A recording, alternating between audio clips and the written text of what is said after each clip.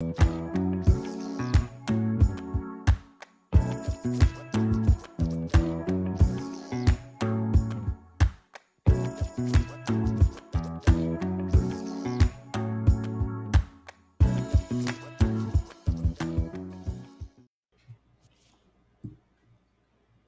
everyone.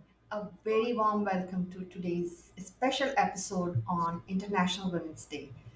And this topic is very close to my heart because I've been doing a lot of work in my capacity to empower women because I believe that every woman deserves an equal chance to survive and thrive.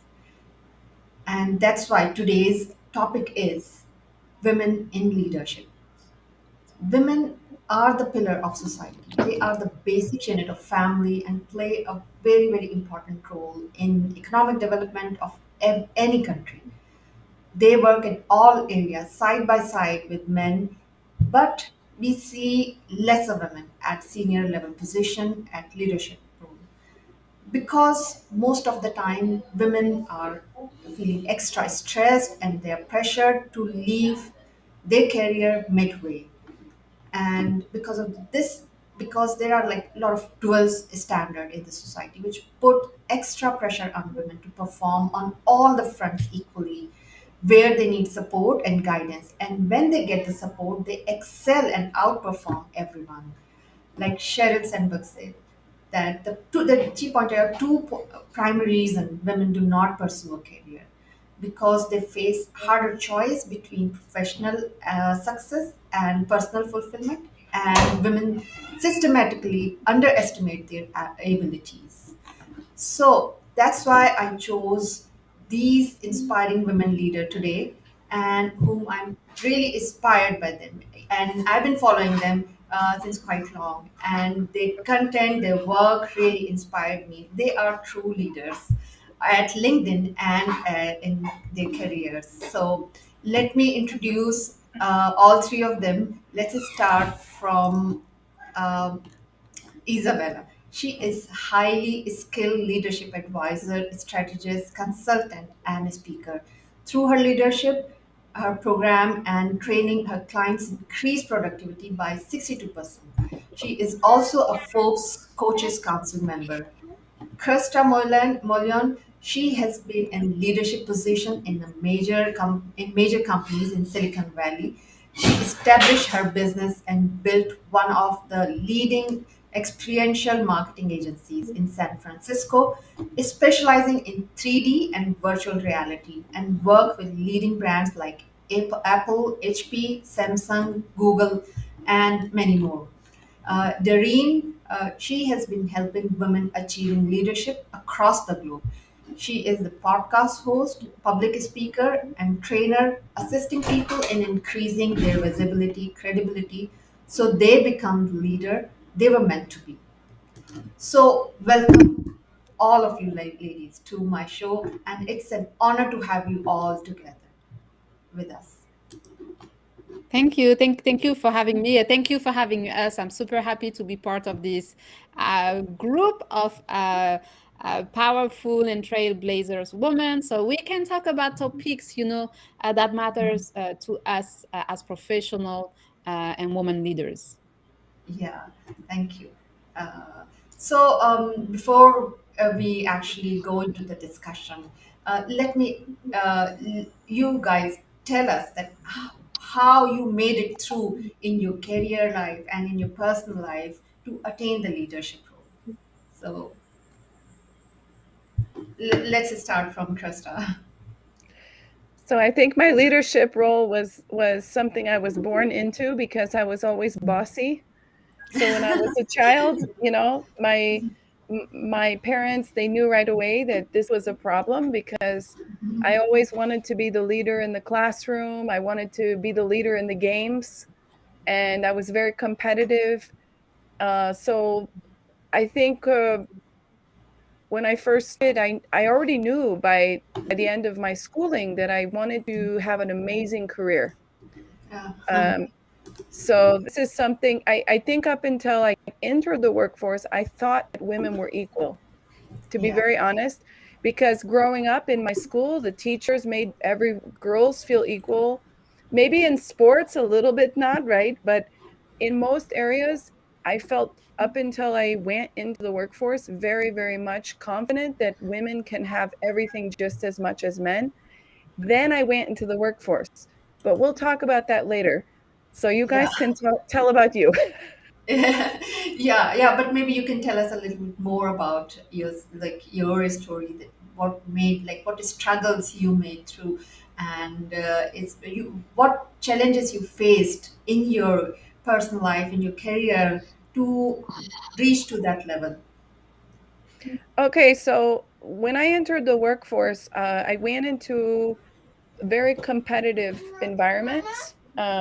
So I started in Germany in Daimler Chrysler, and and I said, "Oh, I will be a vice president in Daimler Chrysler." So I start at very basic level, but I 21 years old, and I was very, very ambitious. And very quickly, I saw the problems just in the way that women were treated, you know, and and this is in Germany, where Germans are not macho at all. Anyone who's lived in Germany, worked with German culture, would know that society as a whole treats women very, in big cities, okay, maybe not in the village somewhere, but in big cities, women are treated very equal at work. Um, but I think I saw right away that there was going to be some problems. Then I came back. I got married, and my husband wanted to move to United States, and so when I moved to United States with my husband, a young couple, I got a really good job. He got a really good job too, and I was in the Silicon Valley, and I continued to see these problems. So one of my first bosses sat me down and said, "You're going to have to choose. Either you are going to make a career here, and then I will mentor you as a woman boss, or you will have children," because she knew I was married. "And if you have children, forget it." Oh, And she said, "I'm being honest with you. I gave up my career to not become a mother, and so it's either or. So either you yeah. choose to have a career, and then I will invest in you, but I don't want to invest in a young woman who's just going to get pregnant, have a child, and then, not do a good job or even leave the workforce." This was a real shocker for me, you can imagine, as someone who's highly ambitious. And my Yeah. response was, "I'm not going to play those games. I'm going to have it all." So, and I ended up having four children, two boys, two girls. The littlest one is still here. So I have a 20-year-old and a 4-year-old. Okay. So big age differences. Um, and then a 15-year-old and a 17-year-old. Um, but what I ended up doing, guys, is to rise above. Um, I actually looked at the mountain in front of me, the mountain that I was facing of discrimination. I was turned down for jobs when I was pregnant. And what I mean by jobs is promotions or special projects that would have promoted me to a higher power, where I would present to other people or I would lead. I was Yeah. turned down based on my pregnancy. And some of them were even openly telling me, "Well, we can't take you, of course." And I said, Yeah. "Why not?" "Well, because, what if you need to go to the hospital? We can't rely on a pregnant woman. Oh, You're not yeah, that's really dependable." sad. So, and this Yeah. is this is in the years 2000s in Silicon Valley, which is Yeah. supposed to be It's, one of the most forward places, not the, yeah. excuse me, but not Africa, not the Middle East, not the Yeah. villages, San Yeah. Francisco. All Yeah. right. So That's, I'm from San Francisco. I lived there from all my adult life. All right. Um, Before yeah. that, I lived in Africa. I lived in Germany. I lived in the islands. I was living everywhere. So, so I'm just telling you that for me, Yeah. this is like all I knew was this San Francisco culture, and it was very cutthroat and Yeah. very anti-female. And I will tell you that not only that, but the women were the ones who least supported me in my career. Whenever I did find a mentor, it was a man. And as a woman, I had to be very, very cautious, because my first thought was, what does he want from me? Is this, so I was always very, very scared when a male mentor would come to me and show like I can help you, because I said, if you give me a favor, what do I have to give you? You see? And Yeah. that's a sad thing that women have to face as well. Yeah. Um, and Yeah. so, Very sad. this is the reality of what I face. So I decided early on that it wasn't going to work for me. I needed more flexibility. So I ended up going out and starting a company. I actually started three companies. The one that lasted the longest was the VR agency. Um, and thanks to the VR agency, I was able to, make eight-figure income, buy $1 million home, right? Yeah. Be independent, have four kids, work full time, and be there to pick up my kids. Be Yeah. there to raise my kids. Take vacations twice, maybe even up to four times a year with my kids. Have a Yeah. vacation home. And I would never have been able to do this if I had stayed in corporate America in Silicon Yeah. Valley. Yeah. And this is not That's the true. reality for everyone. There's a few lucky women who get mentored, but most of them, they get the mentorship because they came from the right families and they went to the right universities and their parents knew the right people and the people took their children under the wing, the young woman, and they said, this is the daughter or the sister or somebody from this family and from this university. So it's a very, very, very small percentage of women who go into the workforce and have that kind of, Yeah. um, you know, Absolutely. free pass to go to the top. The rest of the women are struggling with sexual harassment, with lack Absolutely. of support, and a lot of jealousy. So, a lot Yeah. of jealousy. As soon as you're a Yes. woman who's halfway physically, trying to take care of yourself, trying to look nice, um, you face double standards because the men are going to flirt with you and the Yeah. women are going to hate you, and, Very and no true. one and both will not take you seriously. So I learned to Yeah. be, one thing that helped me a lot was to be very, very hard in my career. And when I mean hard, I mean I'm cutthroat competitive, cutthroat. And I think I had to do 10 times more than a man would have to do to succeed. Yeah. And I'm not Yeah. joking. I had to Yeah. work, That's true. I had to put my kids to bed and go back to work. So Yeah. my kids That's would go true. to bed at 7 or 8. Then I would Yeah. clean up my house. And then between 9 and 11, I would keep working on my work, Yeah. my client stuff. Yeah. So I had to fight very hard to be taken seriously. Very, very Yeah. hard. Yeah, So very like you have very you pointed out right challenges. I mean, of course, uh, and saying hi to your to your daughter. this is Uh, Ivy. yeah, Ivy. Hi. No, it's of course like we are on this show, so definitely you are most welcome, Ivy.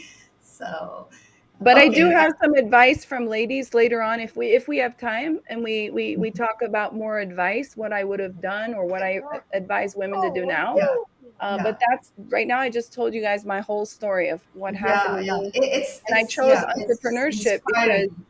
it was it Absolutely. was easier for me and it worked and I made more money. Yeah, So yeah. And because not every woman has the choice to go for the entrepreneurship. So yeah, we'll talk more about it later that how they can come. And Robert, we'll come to your question later on. We just park on this at this moment because now we're trying to hear the stories from these inspirational women. So like other women can learn from their stories. So let's move to Darine. Hi, Darine. So maybe you can share your story that how what struggles you faced, what challenges you faced in the life to reach to the level where you are at the moment. So actually, my story is quite the opposite. I wasn't born a leader. I didn't know I could be a leader until actually someone told me, a mentor told me, he's a mentor now, but he saw in me the leadership potential that I wasn't aware of. And one day he told me, Darren, you are a leader. And I remember asking him, why are you telling me this? Like, because in I had never saw myself or envisioned myself as a leader. And he was like, no, because when you speak, you have an impact. People listen, people are inspired, people take actions. And again, I was like, yeah, because this is my job to, so lead people, to manage people. And there is a difference Yeah. between managing, being a manager and being a leader. So in my mind, I was just doing my job. He was like, no, you don't understand. And so from there, actually, I quit my career and I started working with him. And he really pushed me. He gave me what we call tough love. It wasn't easy, it was hard. He pushed me to the max, but he pushed me to unleash the leadership potential from within. And Krista was talking about having support, and it's so much important. Mentoring for women is Yes. so much important because it can build a career or it can destroy a career. And oftentimes women are challenged to, and I'm not going to talk about all the challenges here, but we have heard about the glass ceiling, the lack of support. We know that there is a gap that is built, when it comes to starting promoting women in management positions. So it's early on actually that the gap is being created, and the further you go, the higher you go in the pipeline, the fewer women are present, and so even fewer women are available to get into leadership roles, or the few that are available actually they don't position themselves as such, Yeah. because having ambition and wanting to do something is one aspect of it, which is very important. But the other aspect of it is how to position yourself, how to navigate the politics of promotion within the organization, how to network and create that support system. How do you have access to those network of influence, which usually are very few people, very hard to get in those network. But when you have a mentor, like, the mentor can open the doors, can Yeah. make that little push that you need as a woman to get a foot in the door, to get in at the table with those influential people. And for me, really, it was a life changer. I went from having a career in international development, international relations, doing my thing, to sitting at a table with presidents, ministers, advising high level politicians and high level businessmen, because of this mentor that saw in me in the potential and took me to places where I would have never in a lifetime have access otherwise. So that's really the point that I would like to make today. A mentorship, find a mentor. Yes. It's hard, but you need support. Okay. I Yes. oftentimes say that success is not a solo endeavor. Either you are an Yeah. entrepreneur, or you are a woman who want to build a successful career based on what success is to you. It's important to mention it. You need support, and having a mentor, either in business or in corporate, is very important because it can make the difference. Yeah, absolutely right. I right support, and basically when and finding the right mentor is very crucial, especially for women, because most of the time there are a lot of pressure, societal, professional, personal level, and there are lots of expectation from women. So we need guidance that which way to go and how to handle all these stresses, all these pressures. Okay, so now moving on to Isabella. Tell us a little bit more about your struggles in life, that how you achieved those leadership roles in your life. Thank you for asking. It's a very great discussion so far, and I wanted to kind of shed a little bit different perspective here for everybody that is participating and listening, so they can get the most value. Obviously, my background comes heavily from Europe and then later on from United States, but I always had that global perspective, which really gave me quick understanding of what is going on in other parts of the world culturally in terms of diversity, inclusion, in much more permanent type of sense. And seeing where we have interesting trends for centuries, and specifically in recent decades of modern time, where we have leaders and cult leaders with the titles and positions because they have a power and can make a change. But they don't necessarily have a leadership skill set. They don't know how to lead. And they're not even managers per se, but yet we see a lot of people embracing those types of styles. And as a result, we're seeing a lot of pain and how much not only impact financially those organizations, but also how much impact negatively people. So it took a time to really dispel that. It's like title doesn't make a person.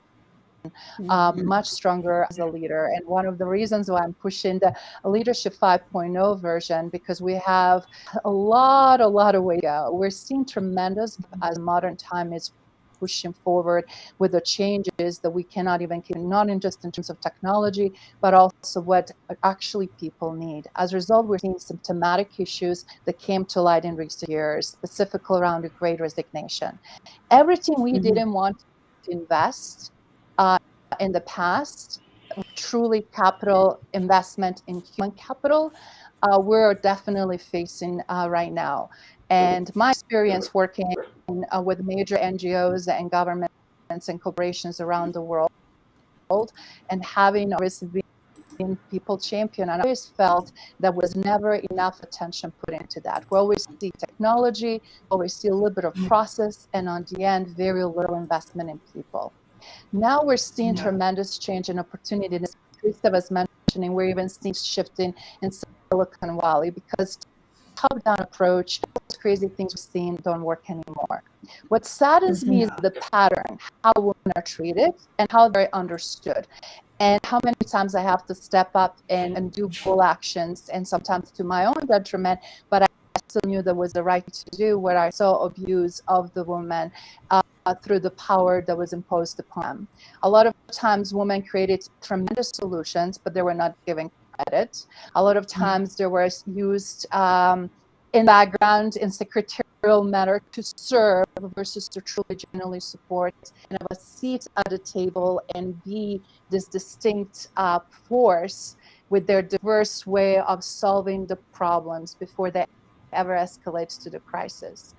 And I truly see right now being a fair amount of crisis intervention around the globe, specifically as we're unfolding right now of one major crisis in Europe, working with people for 120 countries worldwide, dealing with actual crisis intervention of major conflicts, war, genocide, ethnic cleansing, extreme things that we do to another, and understanding the backbone of all of that and what that does to society.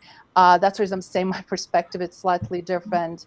I faced interesting challenges that not necessarily everybody had a chance to face, and I'm glad for that. But I also leverage and utilize that so that I can address bold problems, as I call them, elephant in the rooms, that everybody's dancing around, yet don't want to really point what exactly we're talking about. So that really makes tremendous difference. It made a tremendous difference to me individually, because I was one of those kids who were just super loud people and very fast. As a, and also someone that needed to evaluate and protect myself. And not only because I survived, but because I also recognize what's happening if you do not do that.